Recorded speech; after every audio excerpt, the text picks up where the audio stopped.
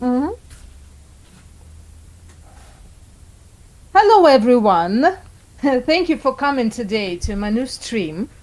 My name is Alexandra. We've met previously on Discord, if you are there, and during our previous stream. So we are really happy that you decided to spend some time with us.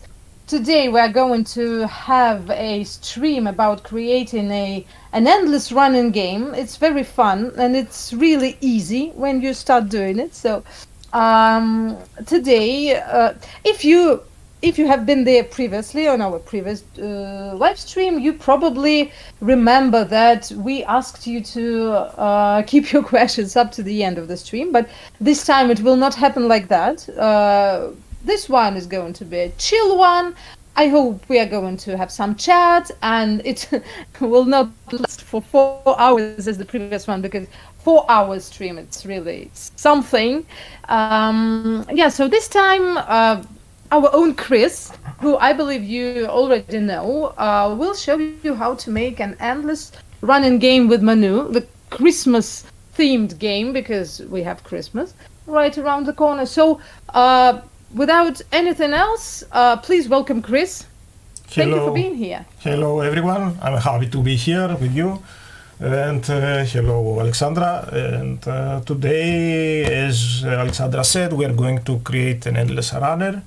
And let me share my screen first, and we will talk about it after that. So I hope you can see my screen.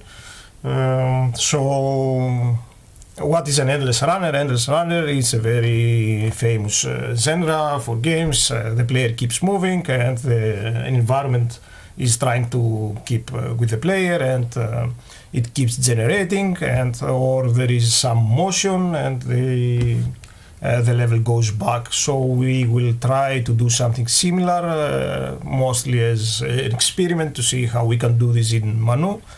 And so let's start by creating a new level.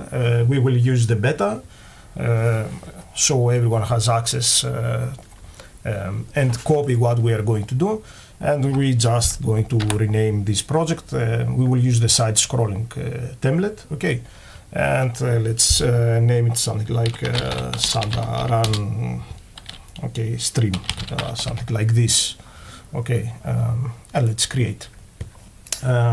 So we will start with very simple stuff, like we are going to explain how to build a framework for this endless runner, and then we will add some stuff from the marketplace and we will make it a little bit more interesting. Okay, so the first thing that we are going to do is to disable this floor. Okay, so we don't need this floor for this game, and we will add a simple box. Okay, and we are going to move this box a little bit down so the feet of the player are in the same level, and we are going to scale it like 4000, something really big, and 300 on z-axis, so we have a small platform like this.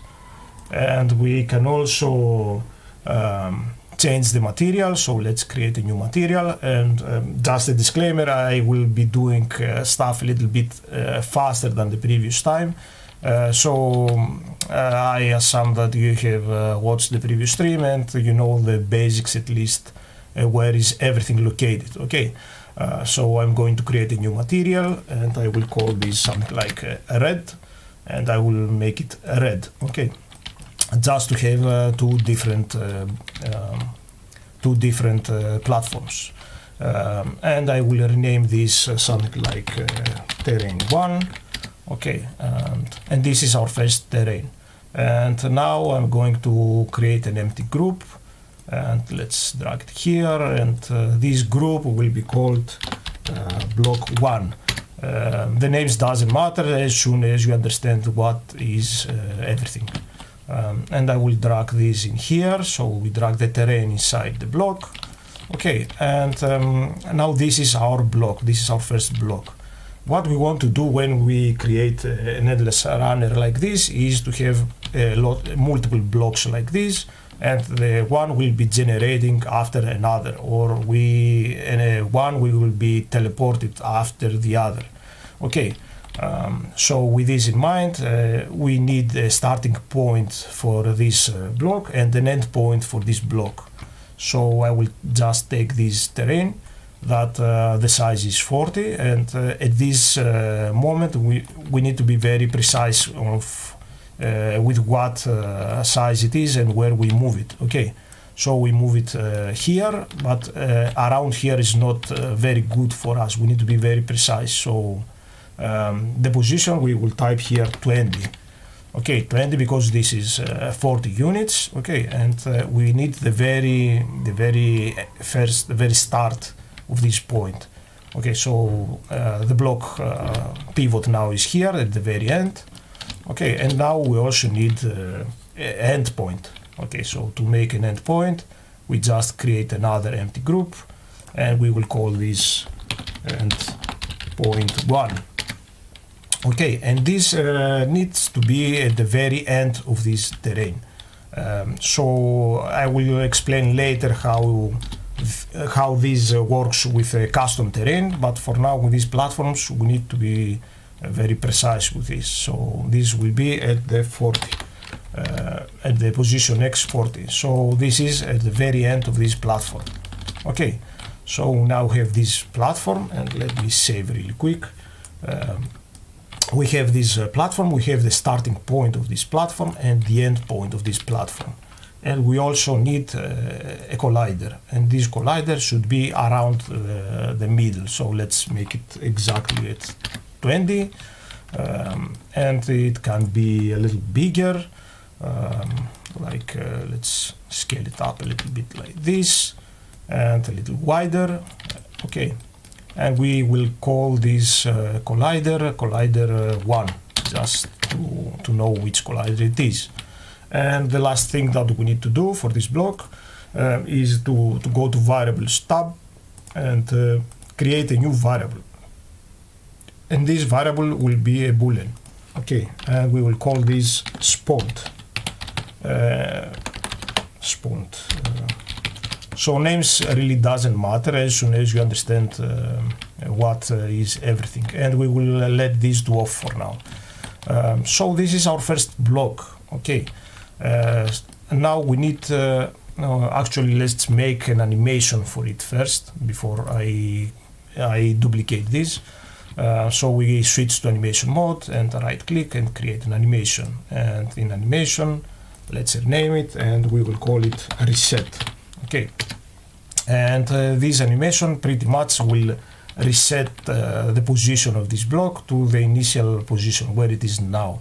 So let's add the block 1 in the timeline, right click and add to the timeline, and we add the position X in the timeline and properties position Y, and the position X we want to be 0 because right now it's on 0, and position Y 0 also.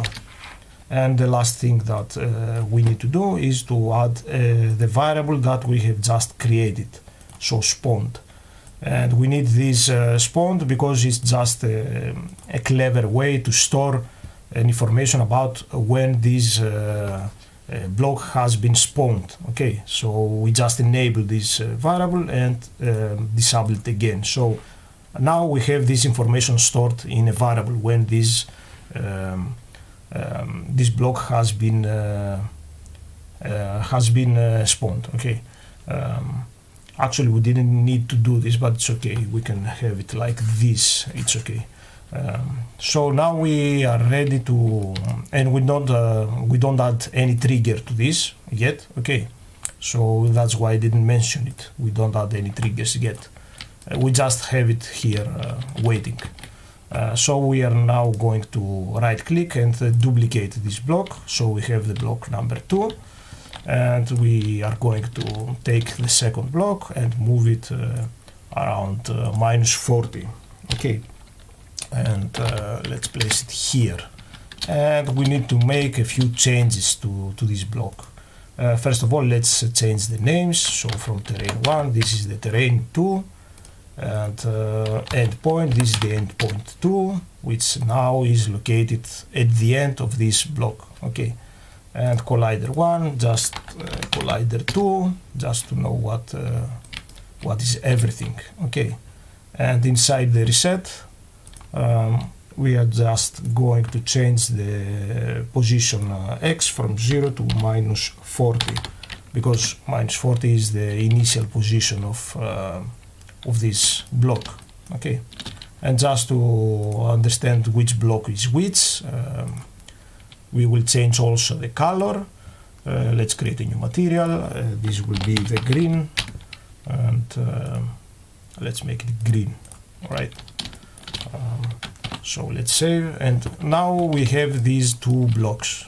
Okay, the block 1 and the block 2. This is the block 1, this is the block 2.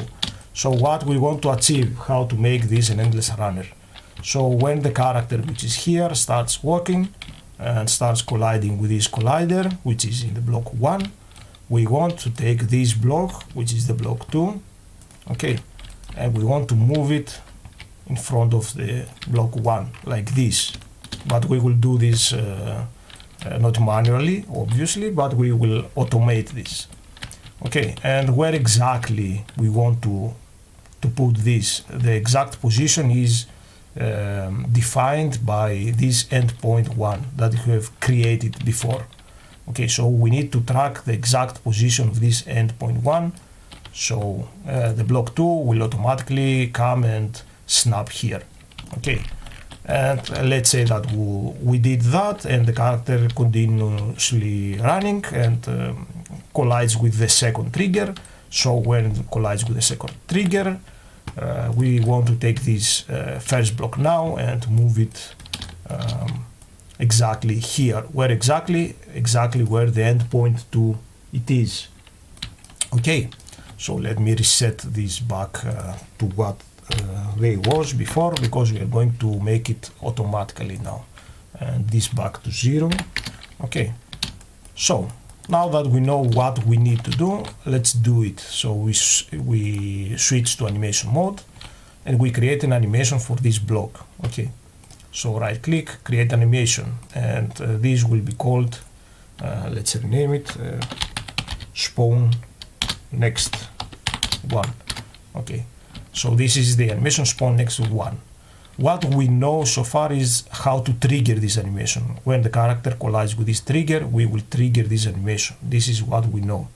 So let's switch to triggers tab and go to collision, and collision start event. Okay, and this collision will be between main character and the collider of the block 1, this collider. Okay, so before we continue, if I let it as it is now with the main character here, we will have a problem later, an issue, because I'm going to delete the main character and import a different character. Okay, so this information, this reference to the main character will be lost. Okay, I know from now that this information will be lost. So another alternative way to set this is by going to tags and choose the character tag instead. Okay, and I will explain now why, because this default character, it has the character tag by default, and most of the assets in the marketplace has this character tag in there. So a different character from the marketplace has this character tag, and everything that is interactive from the props in the marketplace are set to interact with the character's tag. Okay, so that's why it's a very clever way to add character tag here instead of the main character. Alright, so now we know how to trigger this. So now we will make it what we want to happen. Okay, so what we want to happen is to move the block 2, the green block. So let's add it to the timeline. Okay, and we want to move it in a position X and in a position Y. Okay, we want to move it like this. So where exactly? where exactly is exactly at the position that endpoint 1 is, so exactly here. And to find the exact position, I will just type get global position x, okay, and $sign of the endpoint 1, and that's it. And we will do the same for the position y, because the terrains might be have some differences in the y-axis. So get global position, and this time we will type y, okay, get global position of y, and block 1, endpoint 1, okay, and this is done. And also we can add this variable of the spawn, so we know that this block has been spawned, okay. It's just a way to store this information. Let me save really quick, and we will do exactly the same for the block 2, but instead of creating again from scratch, I will just copy and paste it here, and I will rename it. It's a fast way to work with MANU.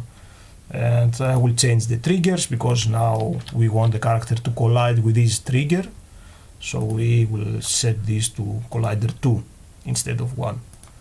And of course we want to animate the block 1 now to go in front of the green. So a very cool feature that I love a lot is right click and retarget, and just retargeting to the block 1.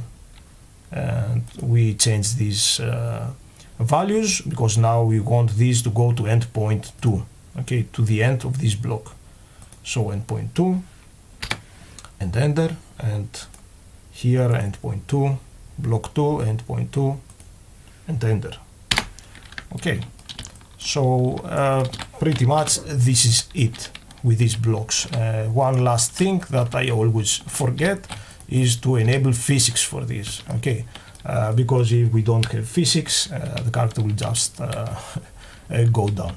So let's enable the physics for this, and because we work with animations and we need this to be able to move, we need to make it kinematic, as we saw in the previous stream, okay. So kinematic, not static. Static means it won't go anywhere. And the same with this, enable physics, kinematic, okay. So now if we did everything okay, the first block should be, the second block should be spawned after the first, and after the green should be the red again, and the green again, and so on.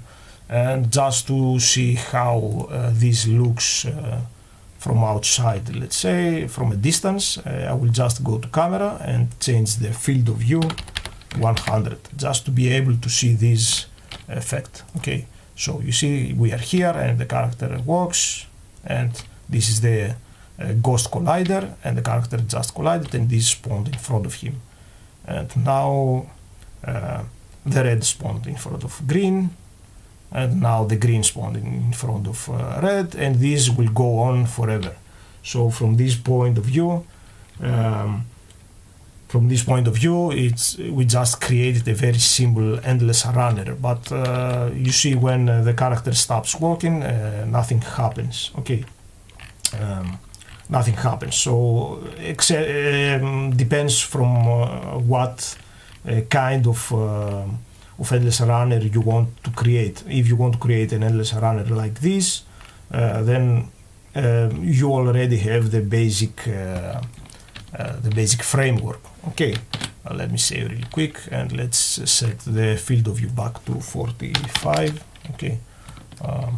So this is not what we want to do here, though. We want everything to have a motion, to move, okay. So let me create a new group. Let's bring it here, a new group, and we will call this group blocks group, okay, blocks group, okay. And we are going to pack everything inside this group, blocks group and blocks group here. And just to organize things a little better, it's like this, okay.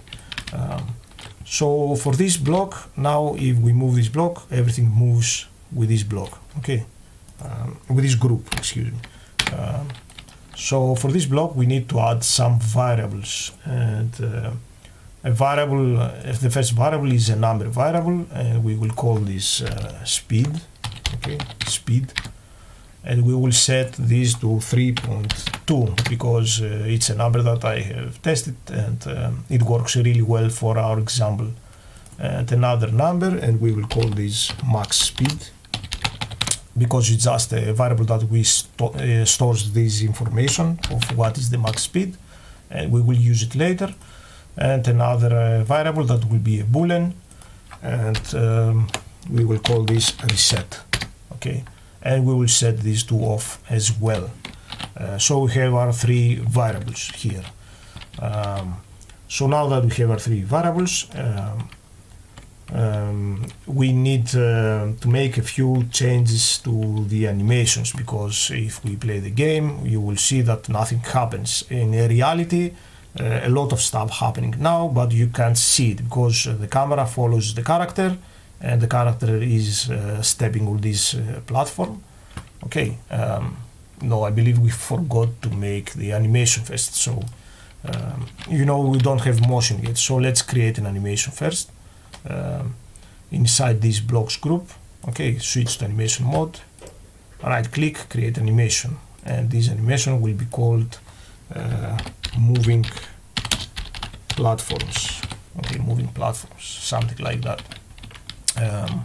So in these moving platforms what we want is to move entire group to the x-axis to go back, okay. So let's add this blocks group to the timeline, and properties, position X, don't forget to loop because we want to continuously moving, and origin, and we are going to subtract 0.1 multiplied $sign by the speed of this variable that we have just created, the speed variable, okay, and the 0.1 is just to make it move a little bit slower, and enter, okay. And this is only what we need to do, and to trigger this animation, okay, we just go here to triggers and objects enable, objects enabled continue. So, and we will set this group as an object to trigger this. So what this means is when this block groups is enabled, then this animation will play and will keep playing. The moment that we will disable this object, this animation will be stopped. So let's add blocks group here, okay. Now if we play you will see that nothing happens, okay, and because the camera follows the character. So let's go to the main camera and let's disable the camera follow, and now if you see, now there is a motion, but bad things happen now, and you will understand a little bit why. Okay, it's not working like before now, and to understand why this is happening you need to understand the difference between the global position and the local position. Okay, so let's say that we move this block like this, so the global position now of this group, of entire group, is here.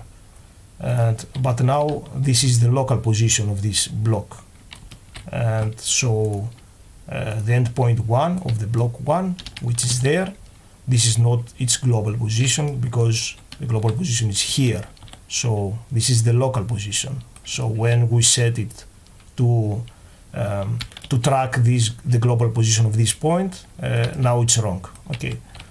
So what we actually need to do is to find this distance, okay, and this distance here. So we need to find the local position of this group, of this block, and the local position of this end point, excuse me. So let me move this back again to 0, just to have it organized. And we will go inside the spawn next, and we will make a few changes so we can make it work. Okay, so we'll go to position X and we delete everything. We don't need this. And instead of this, we type get local position X, okay, of this block. So we need the local position of this block. So we need this point, a $sign, and block 1, and we need to add to this the local position of the end point, which was around there. So get local position x of block 1 and point 1. Okay, so we have the local position of this block and the local position of this endpoint, and enter. Let me save really quick. And we do exactly the same for the y-axis. So let's delete this and get local position y this time, okay, of the block 1, and we add the get local position y of the endpoint 1. And this fixed the problem already, okay. And we will do exactly the same like we did here for the block 2, okay. So for the block 2, we will delete the global position that we said before. So get local position this time for the x-axis of the block 2, okay, because we are working with the green block now of the block 2. And we add here the get local position x of the block 2 and point 2, like we did before, exactly like we did before. And the same here, we delete this and get local position y, okay, because we're referring to the y-axis now of the block 2. And we add here the get local position y of the endpoint 2, okay, and all right. So this now should have fixed our problem, and let's test it to see. Now the character runs, okay, and the green is spawning in front of him like it should, and now we should see the red and the green again, and this will continues like forever as soon the character keeps running. So the moment I let the key, you see the character disappears. And also another thing is that when the character jumps, you see that we can go off the screen. So let's fix this first before we move. So to fix this, since we have the camera follow disabled and it's not tracking the player anymore, we just go inside this animation that moves these platforms. We go there in the animation and we just add the main camera here, and we set it to track the player in the position Y, okay, so in the Y axis. So let's find the character, get global position of the character in the Y axis and $sign, and just put the main character there. And now it's tracking the character's feet, so just to make the camera a little bit above the character, we add something like 6, for example. Okay, and now if we play the game, we'll see that now the camera is not tracking the character on the x-axis, so the character can stay behind, but it tracks the player on the y-axis. Okay, and so this is the very basic framework how you can achieve something similar, okay, like an endless runner with blocks. Of course you can have as many blocks as you want, or only 2, that depends on the game that you want to create. Now another also very interesting feature, very basic feature that most of the side scrollers has, before we continue, is the parallax effect. So how we can create a parallax effect. The parallax effect, if you don't know, is those background that moves with the player and give us the this view that everything is in motion. So let's create a parallax effect now. So let's create an empty group again. Let's move it around here, outside this block. We will rename this parallax. Okay, and we will add a plane in there. Okay, let's drag this plane inside the parallax group, and we will call this back1. All right, so this is our plane. We need to scale this up by a lot. We will make it really big, like 6,000 and 3,000 on this axis. So we have something really big, okay? And in the parallax group, we can scale entire group. Let's make it double, so 200. So we have something really big like this. All right, and this plane we need to rotate it by 90 degrees. So it's like that, and we will take entire group and move it a little bit more behind and up. So up like 11 units and behind like minus 80. Okay, so we have a background now, an empty background, but it's a background. So let's fix this. We don't want to be white. So we go to the back one and create a new material. Okay, and we will call this back one. And we need to disable the shadows. And let's make this shader basic. And we are going to add a texture. Okay. And the texture we are going to add is, let's find it as it's this background. Okay, it's this background. It's just a mountain. We will make the tiling a little bit bigger, like 2 or 3, so to have more mountains. Okay. And we will change the opacity type to cutout, and as we saw in the previous stream, we can play with this and remove all these unwanted area. Okay, so what we are going to do with this parallax is we will play with the offset, so we will make it move like this. It's very easy to do it in MANU. So I have created this texture to be seamless, so you won't see any gaps or in the texture or something like that.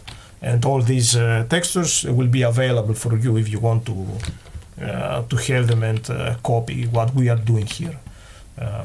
So let's now we have our first background, and let's duplicate this. So duplicate. Okay, and we have a second background. And we want to move it a little bit in the front, like 5 units in the Z, 5 units in the Z. Okay, and we need a different material for this, so we can click on these 3 dots and type back, and we just duplicate this material. So you see this is the back 2. And we don't need this texture, we need a different texture, and we have 5 textures here, and we will load them all one by one. And now if you are not satisfied with this tiling, you can change it to 2 or 1 or everything that fits better for you. It doesn't matter. Okay, and I will copy and duplicate this these backgrounds really quick now, because it's exactly the same procedure. So we just go back 2 and duplicate, back 3. You know, if when you're comfortable with MANU, it suddenly becomes really easy to work with. So we move this a little bit in the front and around 10, you know, and if you are satisfied with this tiling, then we move on. Let me save really quick. Let's duplicate this. This is the back 4, and let's move it a little bit to the front, around 15, 15, yes, and a new material for this. So 3 dots. Let's search for back 3, duplicate the back 3. This is the back 4. Import a new texture, which is the back 4. And you see here the tiling is not very well, so we can make it maybe 2.5. It doesn't have to be exact numbers. Okay, so and we also need to duplicate this back 4, so back 5, and we move the back 5 a little bit in the front, around 20. Okay, We change the material, 3 dots, search for back 4, back 5, delete this, let's add the fifth texture, okay, which is this. I believe the tiling is good. And one last background, you will understand now why. Let's duplicate this will be the back 6. Let's move it around here.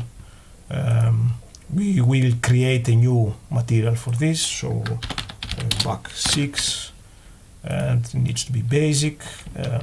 Now I will let it be white without any texture, but if you want you can add texture, it doesn't matter.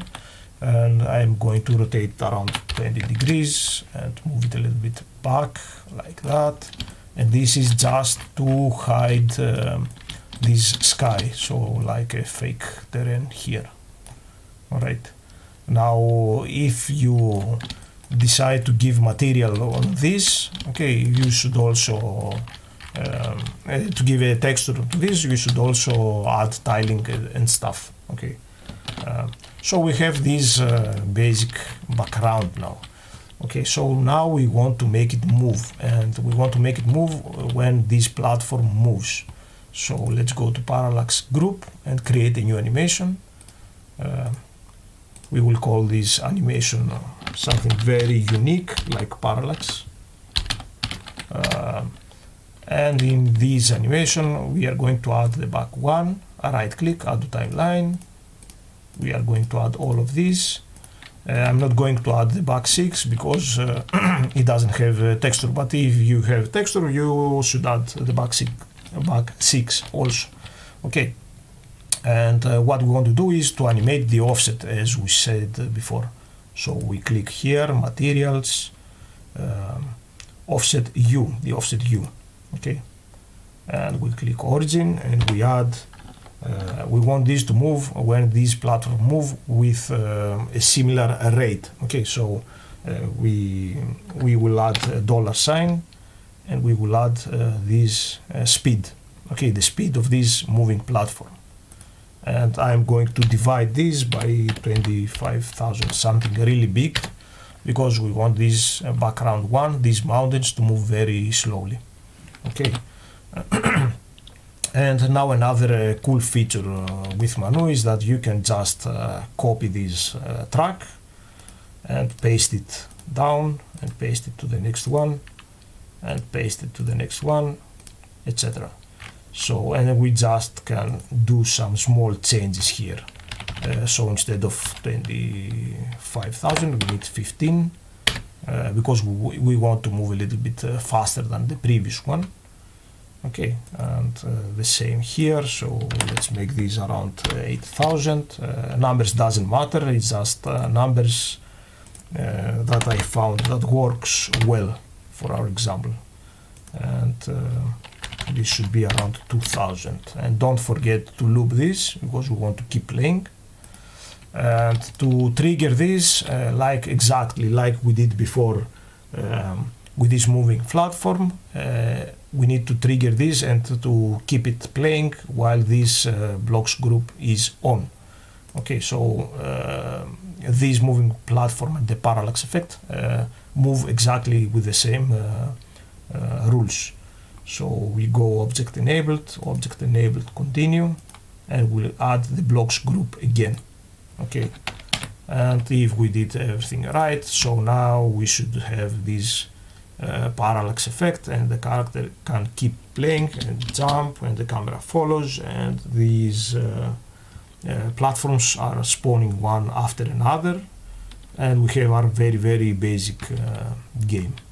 Okay, so this is it with the parallax. Now the next step is to remove the character, to add a different character. Okay, so let me close this really quick. In this beta version it's really safe to just choose the main character and delete. We don't have character now, so we are going to import one. And to import a character, let me find this. This is the marketplace of MANU. we are going to download the character from this site. So we go to assets, and you see this is the Christmas, but you can also click on the Christmas category, and we will find our character, which I prepared for the stream, and just download. Okay, we just download this character. And what we download is pretty much a prefab. A prefab that we can load right inside MANU. Okay, this model is not made by us, it's made by KKit. You can find him in the itch.io, and he has some free models if you want, and if you can support him, please do. So I just converted it to look like Santa. So this is our main character that we have just downloaded, and we just import it here. So it's very often to see a message like this. Don't worry, this is really good when it happens, because MANU just saying that you know, there is already a character tag in the game, and you are trying to import a character that has already a tag character. What we want to do, and you just click merge in the most cases. All right, it's safe. So we just import this to the game, and we have our new character. If you want to know how to import a model, we have shown that in the previous stream, so you can check that. So what we need to do with this main character, first thing is to detach the prefab, because we want to always have a backup copy of this. Otherwise, if we make changes on that, it will affect the prefab that we have just downloaded. And let's move it around here, and to make it play, pretty much there is only one setting, and this one setting is this gameplay manager that right now is set to no object, and we need to click on that and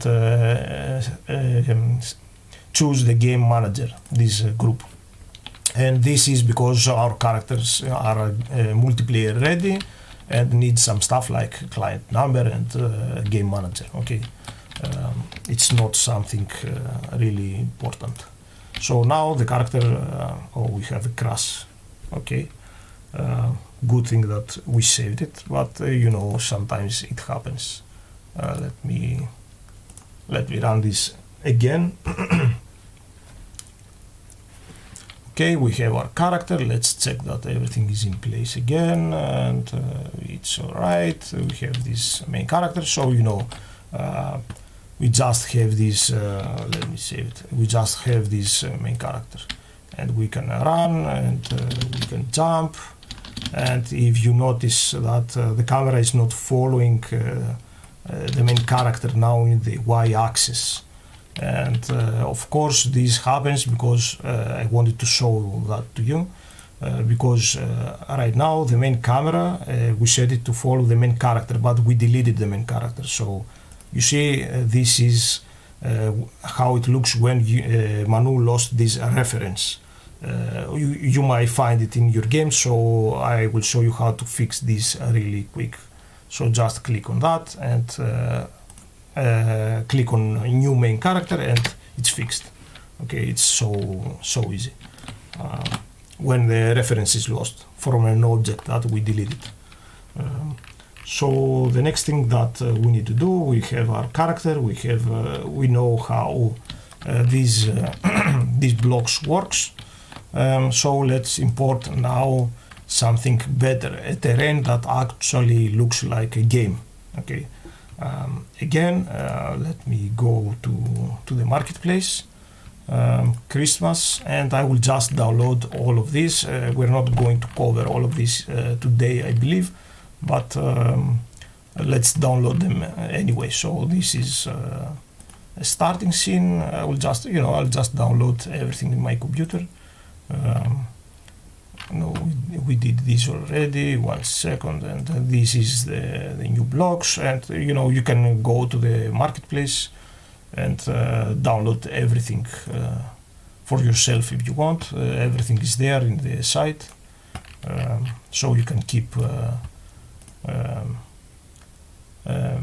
you can do the game like we do. And let's download these obstacles also. So everything is here, okay? Done. Let me make this window a little bit bigger. So view, full screen, okay. Now we just delete this blocks group. We did it just to see how it works, so we don't need them anymore. And we are going to import the groups that I have prepared, and it's ready for you to use. So blocks group, same message again, don't worry, is the same tag. That's what MANU says, and place in scene. Okay, and now we have our new terrain. Okay, let me save this real quick. Let's detach the prefab like we did before. And don't get confused. At the beginning it might look like something very, very difficult, but it's exactly the same logic. This is a group and has different blocks. So this is the block 1. Okay, this is the block 2, and so on. 7 blocks that I have created in Blender, and you know, inside they are exactly the same. We have the terrain, we have the spawn trigger, we have the endpoint that is there.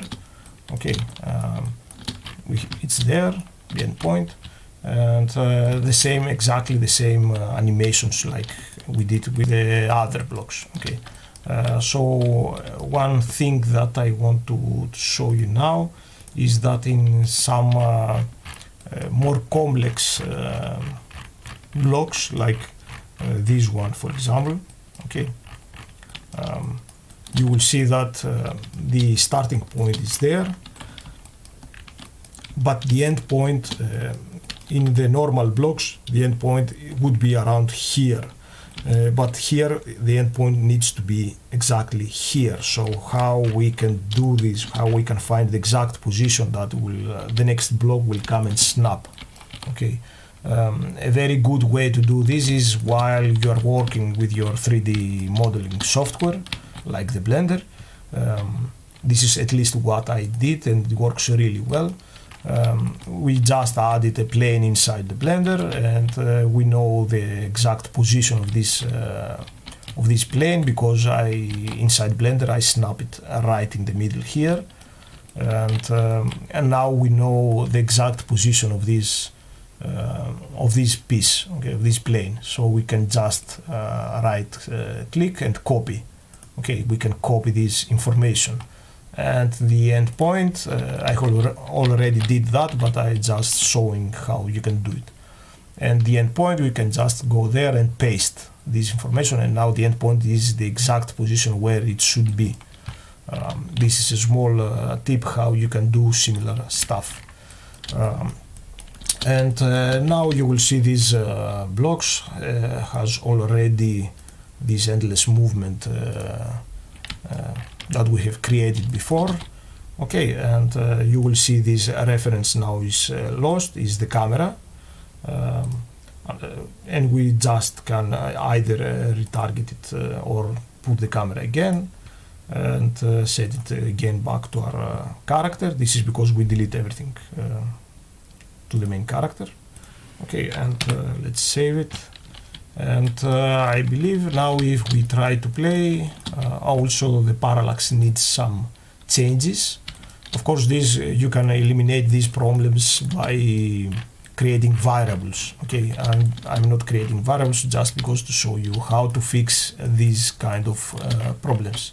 So inside the parallax, you see now we have lost this reference to the blocks group.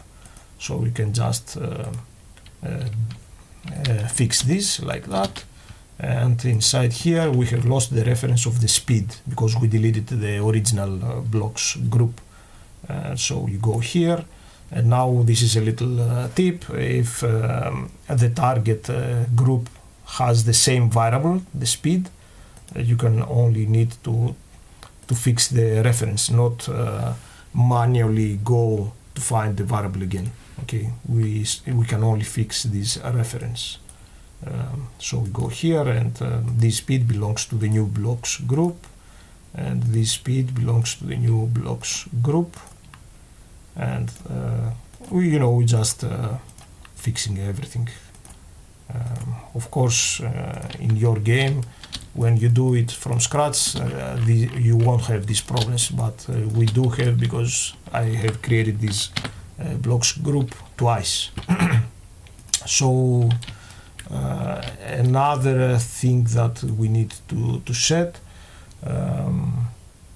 we will do this later. So let's try if this works. So you see we have our Santa, and the Santa can jump, and now instead of having these red and green blocks, we now have terrain that you have to watch very carefully around here to see when the one block starts and when the second one ends. And if you do it really good job in Blender, it's very difficult to see.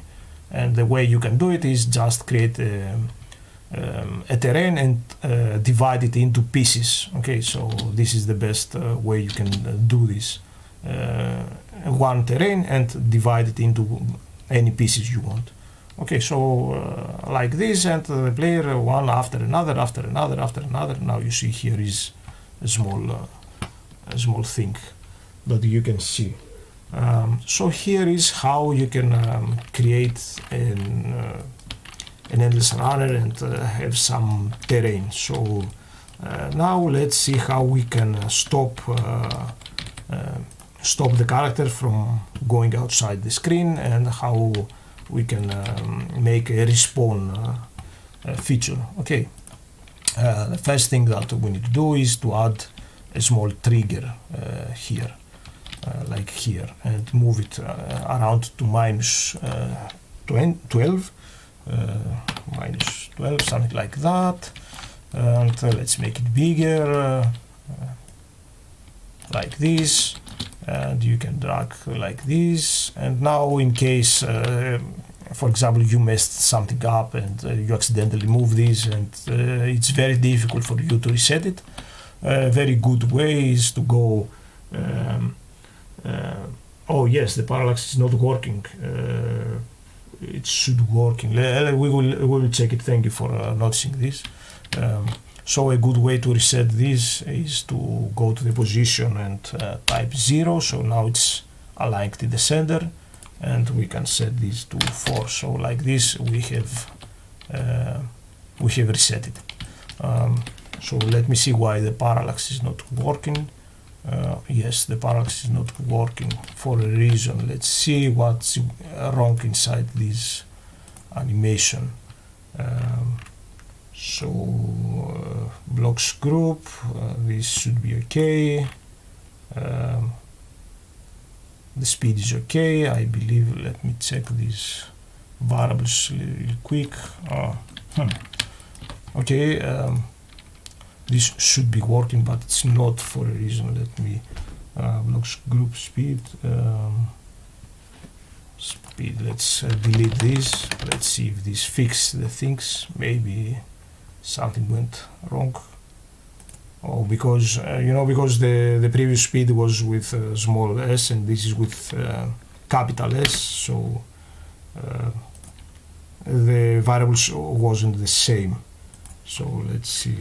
And yeah, it's a good opportunity here to see how you can do this. So instead of searching the variable manually, we can delete everything and just let this group and click on the dot, and you will see all the available variables. So you can fix it like this for a really quick way to fix it. So we just delete. You see there is a dot here. We just delete this dot and add a dot and choose the speed. And of course, as I said, this is just to see how it works with a very simple way, because the optimal way would be to store this information somewhere in a variable instead of manually changing everything. So let's change speed here also. Let's save it. Now we should be fine. Is it working?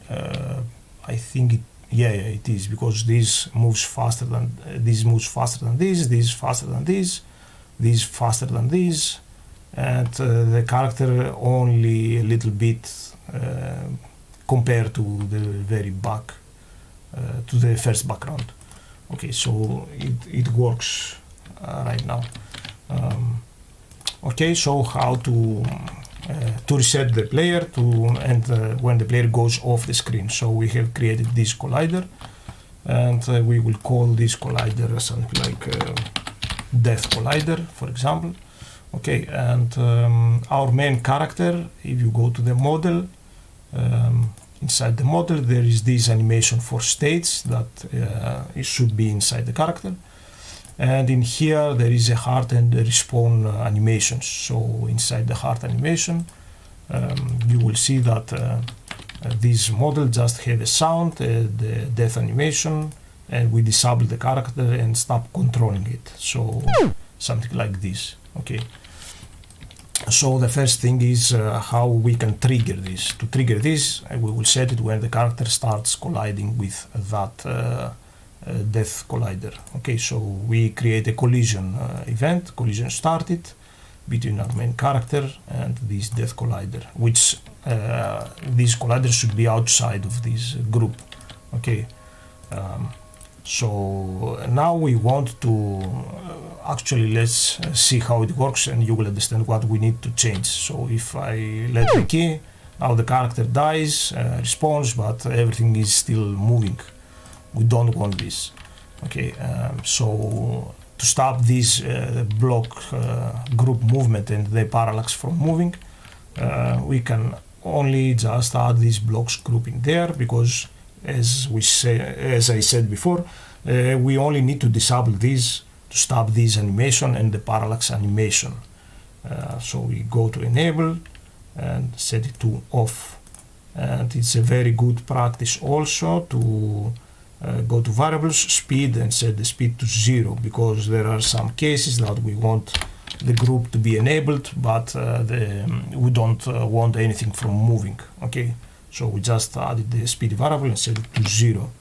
Okay, so now if we die, the character dies and spawns here, and nothing moves. Okay, so let's see the respawn right now. So in the respawn animation, there is a trigger here that what this trigger does is when this heart animation have stopped playing, then this respawn animation will start. Okay, so in this animation it only has the position and X and the position Y of the character, nothing else. So that's why the game is not respawning. It's not working again. Excuse me. So what we need to do is first to enable the character and also start controlling the character again, and we will move this a little bit like here. Okay, so now after the respawn we can control the character, but we need to start this motion again of the blocks and the parallax. So we add this blocks group again.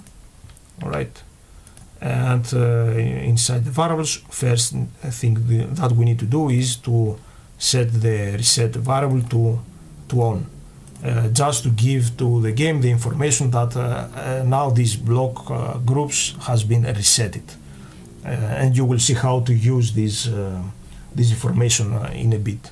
Okay, the second thing that we need to do is to set the position X and the position Y of this group. Don't forget we are referring to the entire group. Okay, we need to set it back to 0, so reset it and set it back to the very original position, and we need this to be around here on this second, okay, of the time. And we also need to enable this group again, and I will explain now what's going on. And let me add also the speed variable. Okay, and we need to set the speed again back to what it was. Okay, and what it was is this information is stored in the variable of this blocks group, which we called it max speed.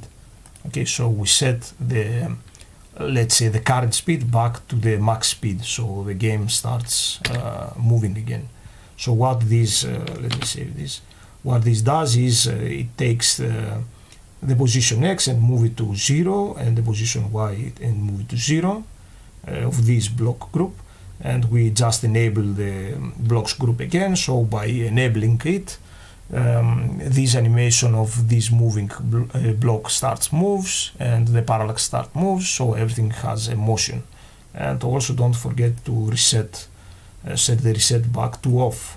And this reset is just to give the signal to the game that now a reset is happening. It's a custom variable, and you will see how to use it now. It can be anything, doesn't matter the name. Okay. How to use it this, because if you remember in the very start of the very beginning of the stream, we set the reset animation for each block. Okay, and I said that we are not going to trigger this yet. So you see there was a position X and position Y, and this is for each individual block. Okay,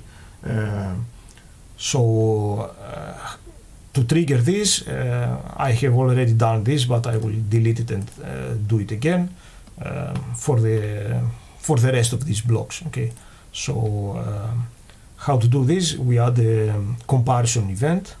Result is true started equal, and we are going to find this blocks group variables and the reset. This is the reset variable that we have just enabled. Okay. So we say when this is true, okay, just reset this the position of this block, of this individual block. Okay, so let's test this now. So let's move a little bit.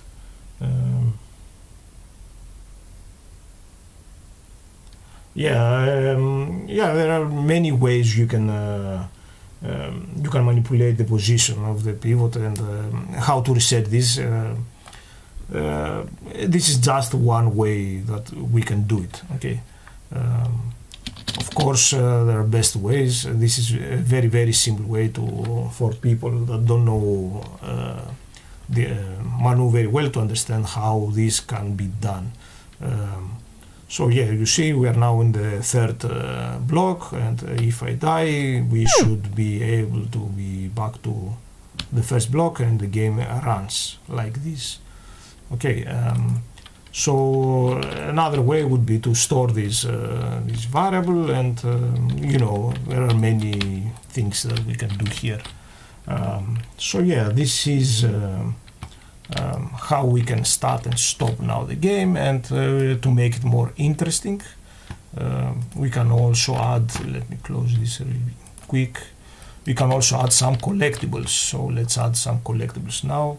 The collectibles that we have just downloaded from the site. Okay, so from the MANU marketplace, everything is there for you if you want to just download and play with them.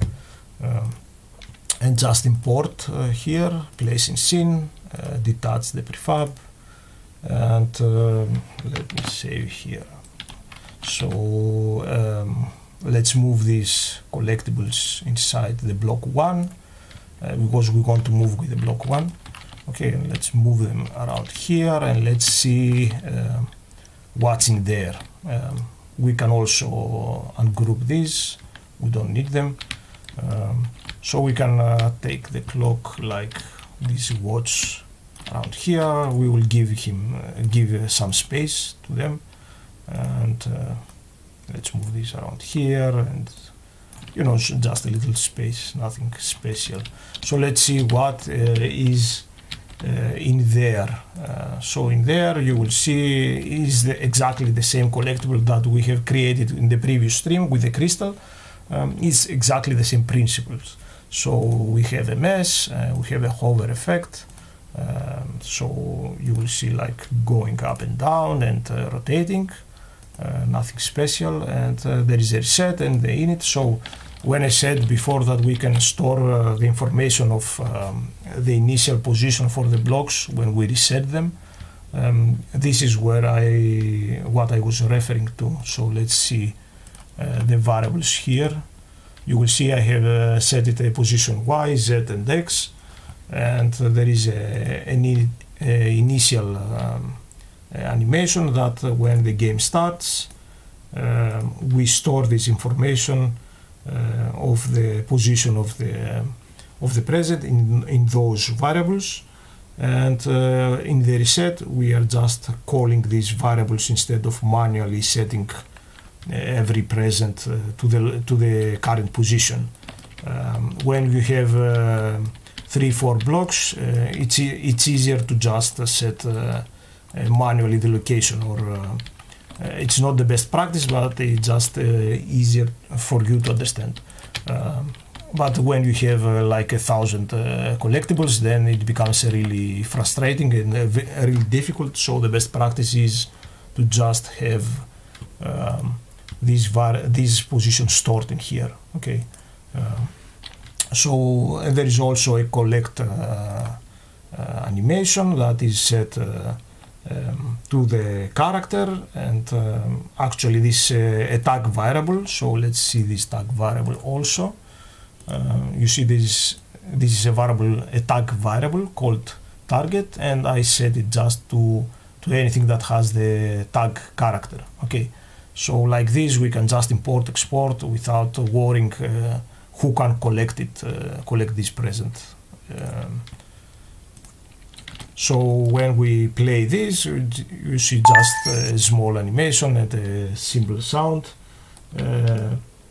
like this. Okay, and of course these presents now, if you noticed, has their own tag which is called collectible, and I set this collectible tag because in the marketplace most of the assets are set to interact with these collectibles, like the user interface to count these collectibles. Okay, so exactly the same thing is with the stopwatch, but this has its own tag which is called time.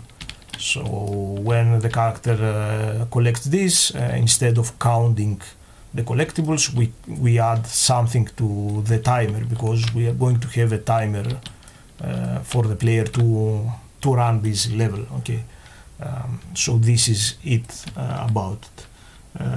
So from this point and after, everything is let's see the reset a little bit before we move on. So the reset right now is not triggered by anything, so this animation will not run until we set it to run somehow. So a good way to enable this animation is to enable it when this blocks group reset variable, it becomes true. Okay, that's why we need a reset variable. So with this variable to control everything that we want to reset. This is one way. Another way would be just to import, not a key, let's delete this, just import an animation when the character responds and just reset all of these. This would be another way. So we can either with an animation stop or with comparison event. So let's go with a comparison event equal when this blocks group variable reset becomes true. Okay, so it's depends on what you want to do and how to achieve this. So another cool feature is that you can just right click and copy this rule, and now we can go inside each of these reset and just paste it. So it's the same rule. We want to respond with the same rule. This is another quick way just to set things up. Let's go to this reset also, and we are going to try it in a little bit. Reset, paste, I believe I set everything. Let me see. So now when we play the game, we should be good. Okay, and if, for example, the character dies, let's see if they're going to respond. And the presents are here. And the character can collect these presents again. So yeah, from this point and after is pretty much has to do with level design from here and on. And let's add a few obstacles just to see a small example. Snow assets, again, this everything you can find it in the marketplace. So go on and import to your projects and check them. Some are really fun. So let's detach this prefab just to have a copy of it and bring them inside the block 1. And let's move them around here, for example. Just level design, just to make your level more interesting. So we can just take this snow platform, for example, we can move it here. We can add the clock. Let's make it more difficult for the players. Let's take where is it, this flying island, move it around here. And at the very first block, pretty much what we do is we teach the player how to play the game. So I believe the player knows very well that without explaining anything, that they need to collect these these collectibles. So let's say, for example, we want to teach the player that this is not breakable. So we say to the player, go over it. So this is a good practice. Like this, you can teach the player how to play the game, at least at the very first. And here we'll say something like, you know what, this is tall enough for you. You can go under it. So this is how you teach the player how to play the game. These are some obstacles that you can populate your level with. So some spikes, some stuff like that. And this is a booster, and I will move this just for testing purposes inside the block 2. Okay, so this is now inside the block 2, and we can move it now inside the block 2 just to see how you can make your game a little bit more interesting. And what this booster does is it pushes the player a little bit in the front. If the player has a small delay or it stays behind, so we can push it like that. And it's very simple actually to do it. It has these arrows, that is just a texture that is we animate the offset and it moves like that. It's not even something very complicated. You see, it's just an offset. It's so simple to do it. And here we have the fake area that it just moves like that and pulls the player. Okay, and let me save this and show you how it works in game. So in game, the character collects this, and we take the clock, and we need to go like that. And I said we can teach the player, but I decided to go over it. And now you see a little push because I stayed behind, and something like that. Okay, so yeah, this is how you can populate your level. And I don't know if we have more time. Let's see, or you have some questions that you would like to answer. Alexandra, what do you think? I think it depends on how you feel, because it seems like everyone is watching tightly what are you doing. So probably, I think we have some time to show something else, and then we can jump to questions and answers. And yeah, dear viewers, please. Yeah, go on. Guys, please. Yeah. Thank you. So, guys, please go on with the questions, because I'm not sure that we are going to make the second stream, the third stream, like quite soon because of the holidays and everything. So if you have something that you wanted to ask, not even about the running game, probably you should ask it right now, because it's a nice chance to do so. But when While you are thinking about the questions you might have, Chris, I believe we could show something else.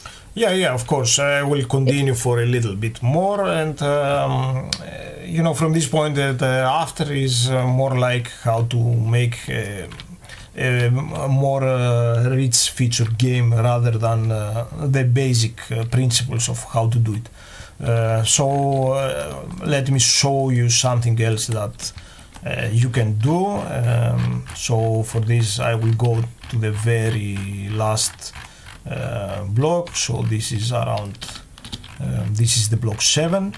Okay, and in block 7 I have created a random, not a random event, but an event actually is the right word to use.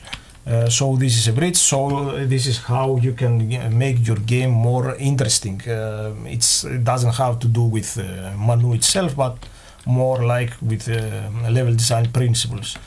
So we have created this bridge. Okay, and this bridge, when the character steps on it, have created a small movement animation. You see, it might sound very difficult, but actually it's really, really small. We just change the position Y a little bit and loop while the character is continuously colliding with this. This is how simple it is. And it goes like that. Okay. And when the character steps on it, this bridge goes like that, and it pretty much is saying to the player that, hey, be careful, because this bridge is not very well done, and it's very sensitive, and you might destroy it. And we can have an event here, like a trigger here, that will trigger this destroyed animation, and in this destroyed animation, pretty much what I did is to disable everything you see here in the bridge. This is what I do. For example, you see enabled, off. This is what I did. And I enable other stuff here and play a destroyed sound, like I will play to you now just to see how it looks. And you see there are rumbles here, so just imagine playing this and the character is here and it can hear this sound, but he can't go back to see what happens, so he have to run, the player has to run entire level again until go back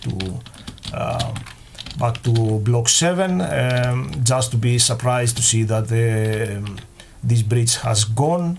And of course we can enable other platforms here, so we can change the game for its run that the character does. Okay, so this is how you can make the game a little bit more interesting.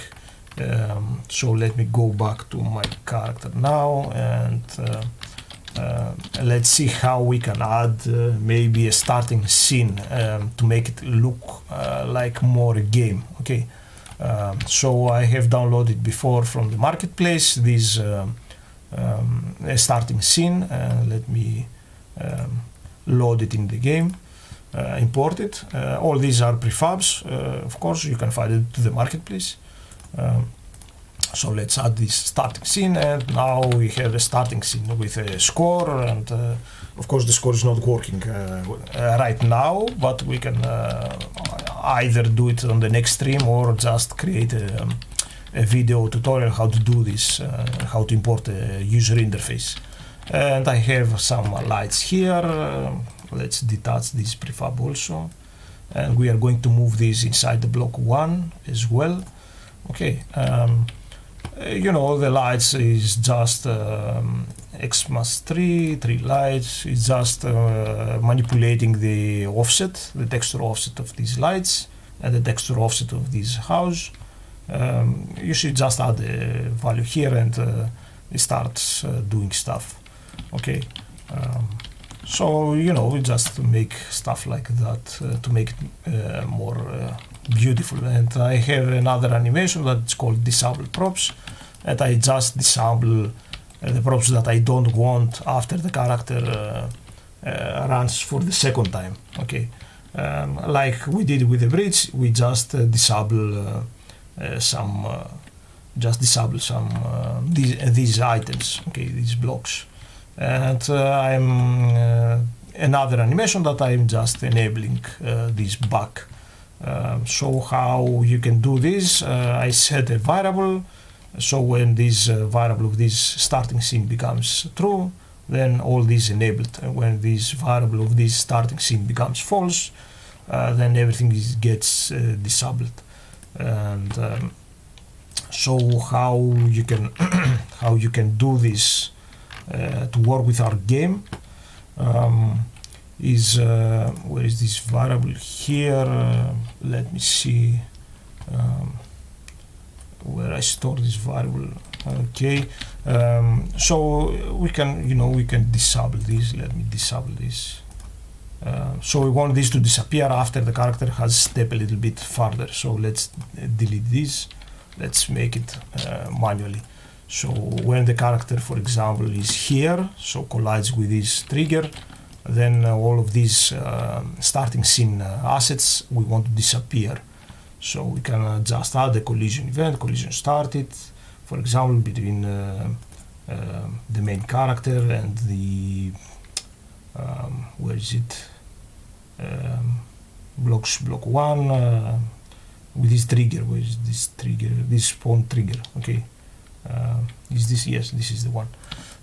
So when the character collides with this, we disable this. Okay.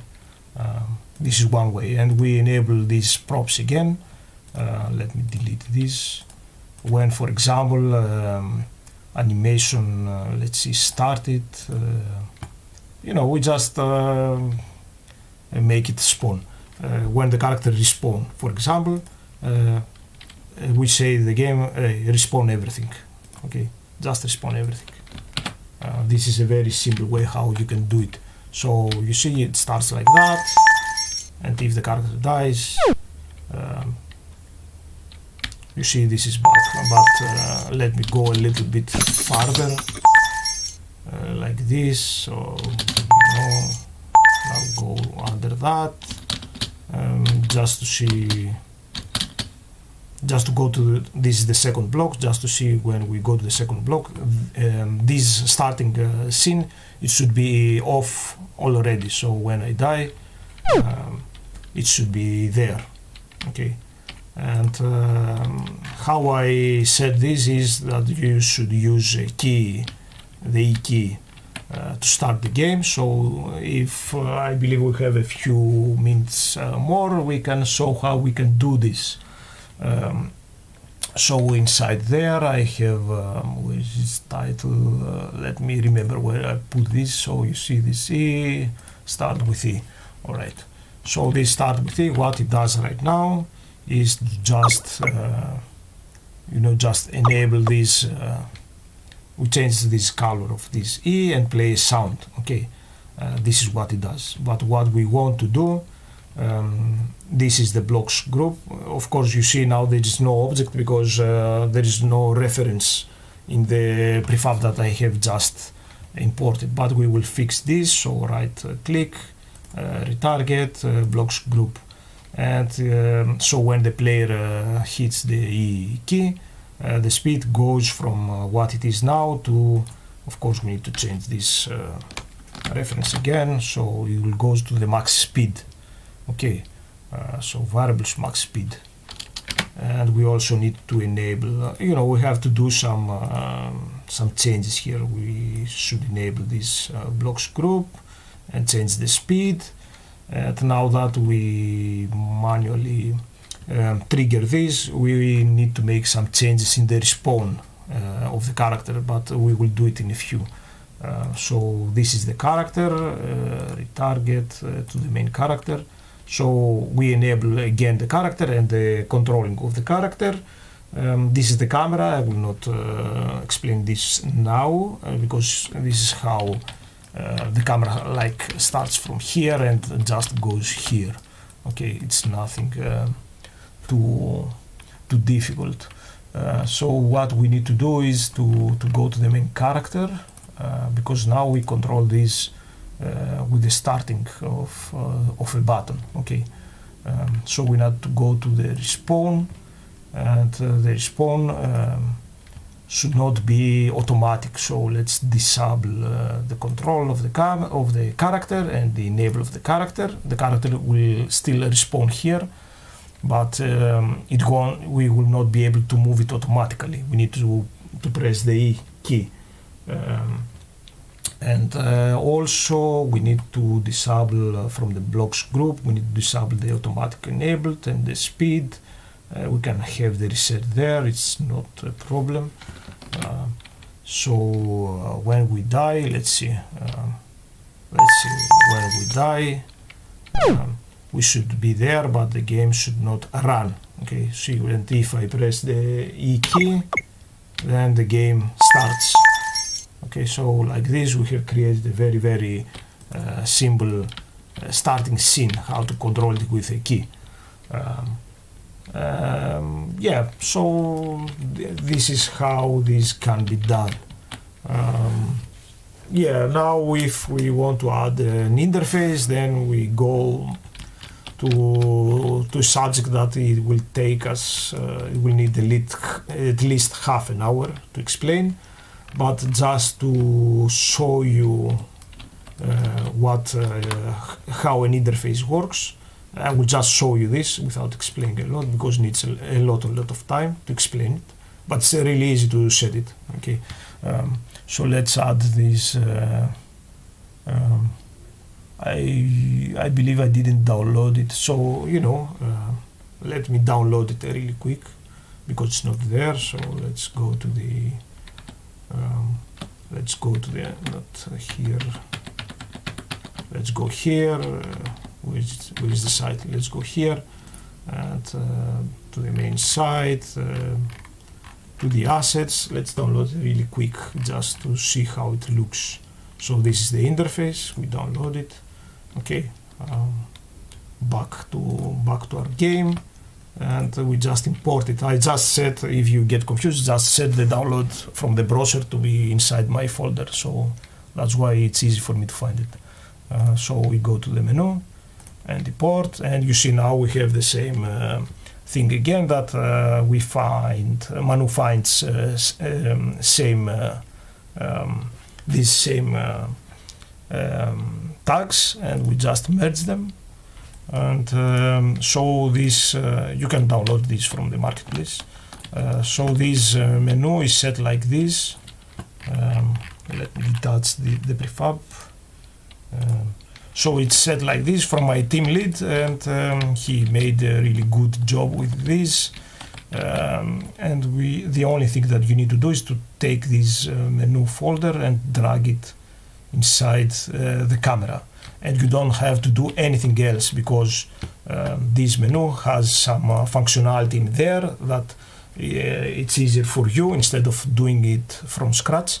And you can align it horizontally or vertically, and it respects the user's screen size and the scale. And so if we play, you will see it's there automatically. Okay, but it's not counting anything because I didn't set it yet. So just to show you what this menu has in there, I don't think we have time to explain how it works, but we can do it on a different stream or in a video. So this menu has a folder called background, and you can change your background to whatever you like. It's just a material, or you can for example disable it and make it gray and make it transparent, so we have a semi-transparent thing like this, for example. Okay, and so let's make this white and what it was before. So you can have your own background inside this background folder, or a different background here and a different background here. And there are various groups. Each one controls a different thing. You can have as many groups like this as you want. Just copy this and paste it again in here, and it will work automatically. So this is a counter for we count these blocks. We count the distance, the score, the timer. all of these, but I don't think we have a lot of time to explain everything.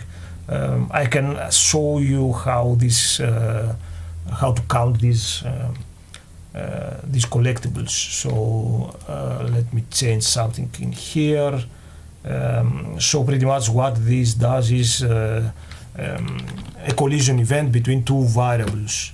Okay, and this is, I made it like this because it's easier to share with other users. So these variables are the character tag and the collectible tag. So when anything that has the tag collectible starts colliding with anything that has the tag target, this animation will play, and it will just add, this is just the color, you know, you make it flash like that, and we just add one to the collectible variable and we collect them. Okay, this is how it works. And also let's see, this is the display. Right now I have set it under a variable, but we can for testing purposes, let's turn off this and let's make it on launch scene, so it always counts. So you see now it counts. Okay, so 1, 2, 3, number 3. It's so easy to create it. Okay, and I missed one. And it's exactly the same like the timer. The timer works the same, but every time the character collides with this clock, we add some seconds to the timer. Okay, so this is how this interface works. But the most important for you is to know that you can download it from the marketplace and place it inside the main camera, and you can make it count anything you want, and without worrying where this interface will appear. The position that this will appear, it depends from these variables that you can set it for now manually. So if you want it here, or if you want it on the left or the right side of the screen. Okay, and these can take values from -1 to 0 and to 1. And these can take the same values. Okay, and we can play with the scale and make it anything you like. Okay, so I believe this is it with this game for now. If we have time, we can plan a second or third stream, and or we can make a video, or if you have some questions, we can answer them now. Alexandra, I see that you answer some stuff in the chat. Yeah. Just for mistakes, because I was like, oh my god, I'm answering.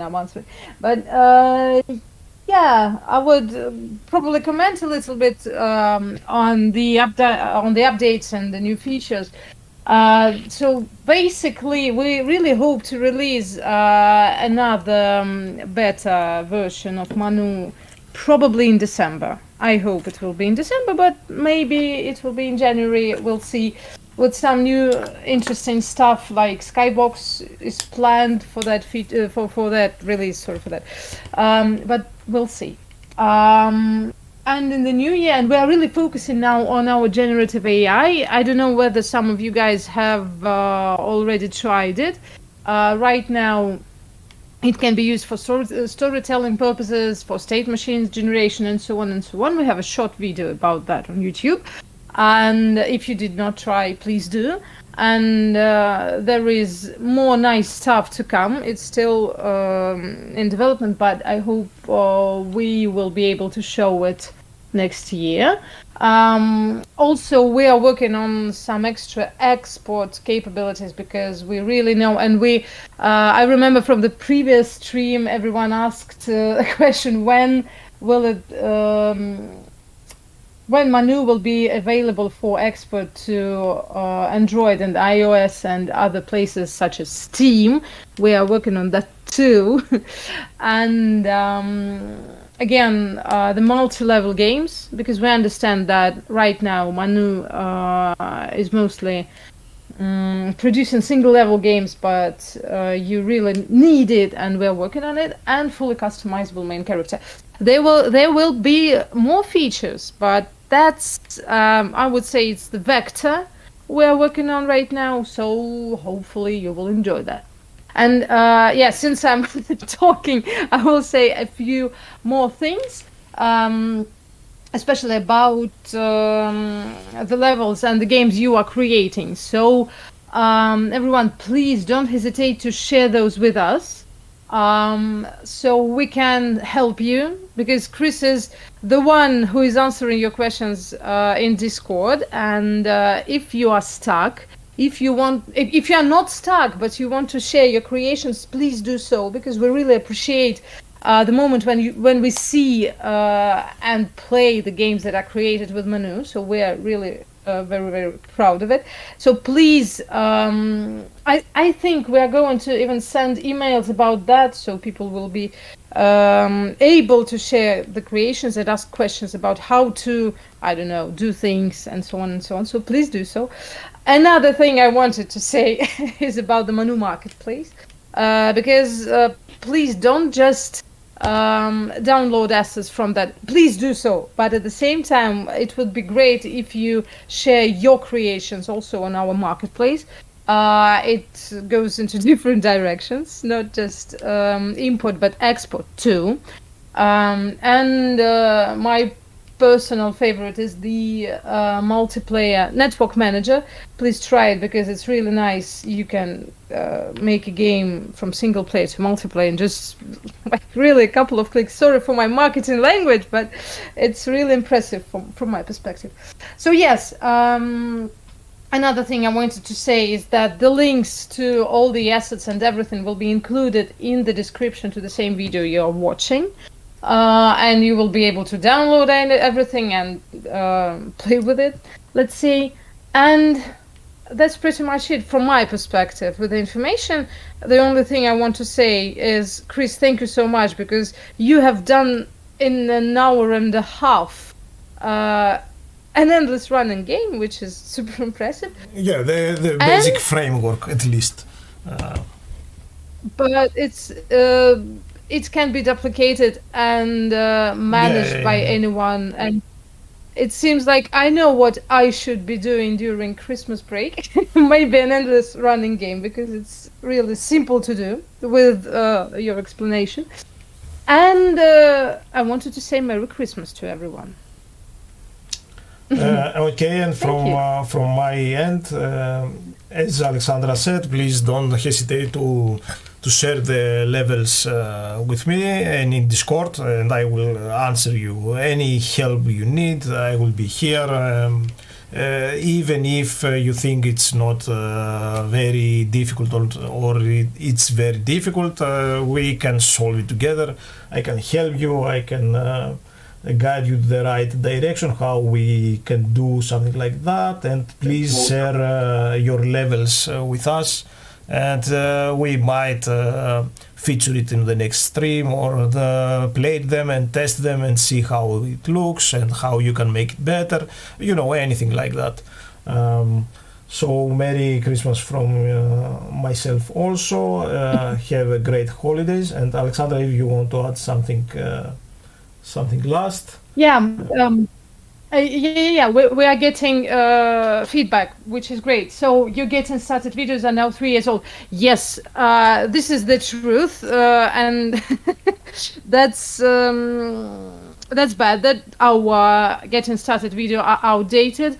We are planning to update those, because we get a lot of feedback on tutorials that you like them. That's why we make the previous stream. So the previous stream is really helpful to get you started. I would start from that stream, and then of course we are planning to make more. So sorry for interrupting, Alexandra. Please go on. So that's 100% okay. So yes, those videos really don't help anymore. So thank you for the feedback. That's true. Probably we should even